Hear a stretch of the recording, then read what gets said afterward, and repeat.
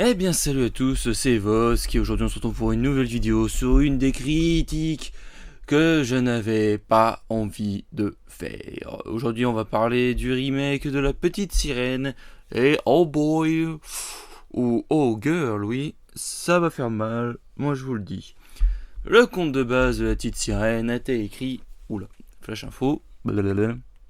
Le conte de base de La Petite Sirène a été écrit par Hans Christian Andersen, qui est un auteur du classique, et normalement, le conte danois parle d'une petite sirène à la chevelure rousse qui se présente Ariel et qui souhaite à tout prix découvrir le monde des humains et qui en est totalement obsédée.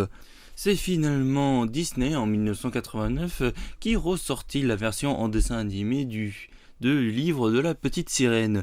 Nous nous présentions donc Ariel, une petite sirène blanche-rousse qui est folle des objets humains et qui veut absolument découvrir le monde humain en compagnie du prince Eric, qui est un prince, on va le dire, selon le roman, le style est un peu européen, on va pas se mentir. Bon, en 89, le dessin animé était un franc succès, il était joli, franchement, avec des moments cultes et incroyables, mais malheureusement, depuis la stratégie de Disney, qui est de reprendre les films en live action, disons-le, ça va pas très bien. La Belle et la Bête a été un franc succès, Le Roi Lion a été un franc succès, mais à chaque fois les critiques sont pas très objectifs. Normal, en même temps on recycle un film d'animation pour le refaire en live action. Et je pense que c'est depuis que certains films sortent sur Disney+, que c'est vraiment la catastrophe. Aladdin était plutôt pas mal, mais pas vraiment ouf, on va pas se mentir. Pinocchio était nul, Dumbo était plutôt sympa. Peter Pan et Wendy qui est sorti il y a à peine 3 semaines, n'en parlons même pas. Et plein d'autres qui vont sortir dans les prochaines années qui, franchement, me fait tirer la sonnette d'alarme. Franchement, on va pas se mentir. Mais bon, d'ailleurs, j'ai très hâte de voir la version live action de Lilo et Stitch et de Cusco. Franchement, ça va faire peur. Mais du coup, la question que beaucoup se posent, c'est déjà, y a pas quelque chose qui vous dérange sur l'affiche? Non, mais franchement, y a pas quelque chose qui vous dérange? Bon alors, pour tous les parents, c'est plutôt bien que Ariel soit métisse. Mais pour les fans les plus ardus de Disney, c'est vraiment la critique froide. Franchement, ça se voit sur les sites internet. Je vous parle même pas du film Les Chevaliers des Zodiacs qui est sorti aussi cette semaine.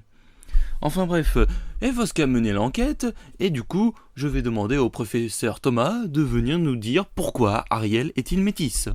En effet, dans le film, comparé au dessin animé, qui avait plus une tendance européenne comme le livre dont son auteur est danois, là, l'interprétation de la petite sirène en live action par Disney, voyez-vous, était faite plutôt sur le continent américain, comme on peut le dire, franchement, parce que qui d'autre que les Américains aiment leur propre continent. On peut se douter que dans le film, la ressemblance entre certains personnages et certains lieux donne à faire penser. Je sais pas, peut-être que Ariel est devenue de nationalité danoise aux Caraïbes, ce qui fait pourquoi la majorité des personnages sont devenus métis. Et pourquoi Ariel est devenu aussi comme ça? Tout simplement parce que le lieu de production est passé de danois pour le dessin animé à la mer des Caraïbes pour le film en live action. Voilà. Après, j'ai toujours du mal à voir que Triton est le roi de la mer et que toutes ces filles ont des nationalités différentes, alors que, à ma connaissance, il n'a eu qu'une seule femme. À mon avis, il est cocu. Voilà. Tout ce que je peux dire. Merci professeur Thomas. Et puis on va repasser sur la critique. Franchement, maintenant que j'ai dit pourquoi on a fini le débat de savoir pourquoi voilà, la petite sirène est comme ça. On va pas se mentir. Et franchement, quand je vois la pauvreté de certains plans, moi j'ai juste envie de me faire des comparaisons. Regardez par exemple cette scène-là.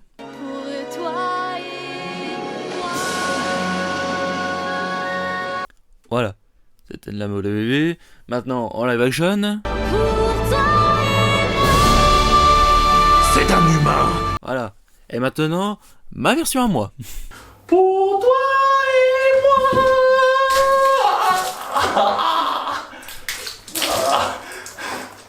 Eric, je suis tout mouillé. Une sirène à terre. Ouais, à choisir, je préfère la mienne, bizarrement. Même la mienne est meilleure que celle du live action, j'ai l'impression. Non, vous trouvez pas? Bon, c'est pas grave. Et pour la suite de la critique, oh boy, mais qu'est-ce que c'est dégueu! Vous vous souvenez de certains plans de la petite sirène qui étaient incroyablement beaux? Eh bah oubliez-les, cette fois-ci, en live action, c'est pas ouf, voilà, on va pas se mentir. Oh tiens, je vous ai pas parlé, Eureka, le poisson, c'est une fille maintenant, c'est une fille, ouais, voilà, ce qui est passé de personnage féminin dans ce film. Enfin bref. Oh bon, non, mais sérieusement, les films en live action, c'est un truc que je déteste. Franchement, pourquoi faire quelque chose, ressortir quelque chose de quelque chose qui était bien? Regardez Dumbo, Aladdin, et la petite sirène, tous ces films-là étaient incroyables. Même Peter Pan, que je trouve bizarre dès les premières minutes, hein, même eux étaient bien. Alors pourquoi ressortir des versions live action? Franchement, pour l'argent, juste pour ça, pour l'argent. Et j'ai vraiment hâte de voir le live action de Lilo et Stitch, vu comment déjà les personnages sont dégueux au choix du casting. Et je vous parle même pas de Cusco, parce que là, j'ai peur, très très peur. Surtout que Cusco, c'est québécois. Non, c'est mexicain. Donc les choix des personnages au casting, oh boy. Et franchement, les scènes dans l'eau de la petite sirène, ah mais qu'est-ce que c'est dégueulasse! Franchement, dernièrement, on a 2 films qui sont sortis sur l'eau. On a eu Avatar et on a eu Black Panther Wakanda Forever. Et même ces 2 films-là représentent mieux l'océan que la petite sirène. C'est dingue quand même. Dans Black Panther Wakanda Forever, l'eau est de le même ton qui devrait être quand tu vas sous l'eau, hein, franchement. L'eau ne devrait pas être aussi claire que ça. Dans Avatar, bon là c'est très joli, c'est dans le spectacle aussi, on a attendu plus de 10 ans pour voir la suite. Mais là, mais qu'est-ce que les effets sont dégueux! Oh, j'ai jamais vu un film aussi pourri sur l'eau. Même Aquaman, qui est sorti chez Warner, était plus joli, représenterait mieux l'océan que ça. Là ça m'a fait très très mal. Et les reprises des musiques, bon... sous l'océan, qui du coup est placé dans un autre endroit dans le film, les paroles, des fois je comprends même pas ce que dit Sébastien, c'est absolument incompréhensible. Des fois ils parlent de poissons et qui font des trucs de danse jamaïcaine ou caraïbe, j'ai rien compris des fois. Ursula, bon, Ursula était un de mes personnages préférés quand j'étais petit, hein, parce que j'adore les méchants. Et oh là là là là là, la catastrophe. On a l'impression que Ursula s'est perdue dans le temps. Elle essaie de faire des blagues, mais j'ai l'impression d'être sur Twitter. Et c'est pas drôle du tout. Le seul personnage que j'ai vu qui avait de l'évolution, c'est même pas Eric, parce que Eric est comme dans le dessin animé omnibulé par la voix d'Ariel, et qui cherche absolument à retrouver cet envoûtement qui lui a fait tomber amoureux d'une fille étrangère. Et Ariel, n'en parlons même pas parce que j'ai même pas envie de parler d'elle. Voilà. Pour moi, le seul personnage qui a vraiment une évolution, c'est Triton, qui a vraiment pris conscience des besoins de sa fille. Et c'est le seul personnage que j'ai à retenir de ce film, franchement. Et la pauvreté de certains plans, ouf. Ça sent bon le fond vert, moi je vous le dis. On retrouve pas les bons vieux décors qu'on aurait pu voir sur un documentaire. Franchement, même nous, je suis sûr fan, on pourrait faire un meilleur film que ça, avec de meilleurs effets spéciaux. Bon, peut-être pas, mais du coup des meilleurs plans pour quand on se retrouve dans des lieux iconiques. Franchement, ça fait mal. Ça fait très très mal. Mais bon, j'espère que c'est la seule déception que je verrai dans ce mois de mai. Le mois de mai est bientôt terminé, heureusement, et prochainement il n'y a que des bons films normalement qui nous arrivent.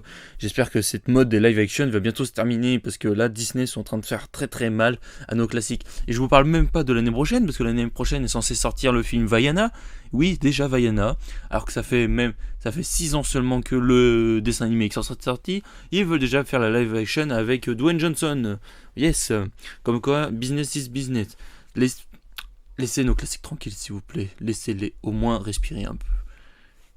Voilà, c'est tout pour cette critique. Franchement, bon, si vous êtes un parent et que vous voulez montrer la diversité à vos enfants, et si vous êtes un enfant très très très jeune, moins de 10 ans, qui a vu La Petite Sirène et qui adore ça, bah allez le voir. Mais sinon, si vous êtes un fan comme moi et ma sœur, qui arrive autour de la vingtaine, et qui a entre 15 et les 25 ans, 30 ans, bah n'allez pas le voir, hein, franchement, parce que c'est nul. J'ai pas rigolé, j'ai pas souri, c'était nul. C'était vraiment éclaté au sol. J'aurais préféré revoir Fast and Furious pour vous dire, hein. Pour vous dire, hein, c'était vraiment à ce stade-là. Et ouais, heureusement que j'ai pas vu non plus les Chevaliers du Zodiac, hein. Bon, merci pour avoir vu cette vidéo. Moi, je vous dis à la prochaine pour une nouvelle critique. Ce sera sur Spider-Man et le Croque-Mitaine. Et moi, je vous dis à bientôt. Prince de la chance, la vie commence pour toi et moi.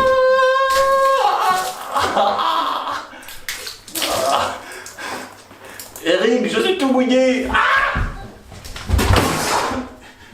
Une sirène à terre.